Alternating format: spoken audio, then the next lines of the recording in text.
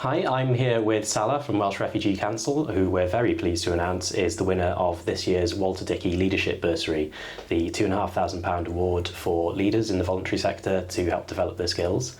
Gyngor Ffoaduriaid Salah, congratulations. Can you tell us a bit more about what you're planning to do with the bursary?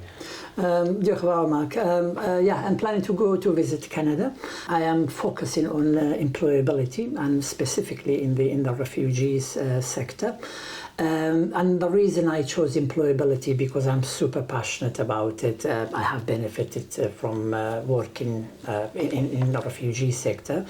And the other reason actually for me is really interesting because when the UK asylum system, when people comes to the UK claiming asylum, they are not allowed to work officially, unfortunately, unless you have been in the country for 12 months, and then there are only the shortage occupancy list. So that is restricting people's ability and the skills they bring with them. So that is a little bit unfortunate for people like me. And then once they get refugee status, that gap will affect individual.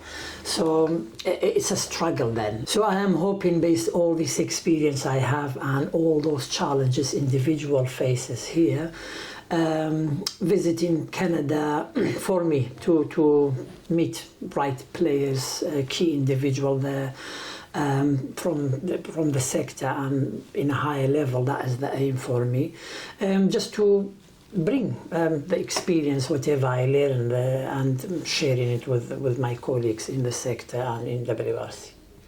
Brilliant. Well, we're really looking forward to seeing how that goes for you and seeing everything that you learn over the next year.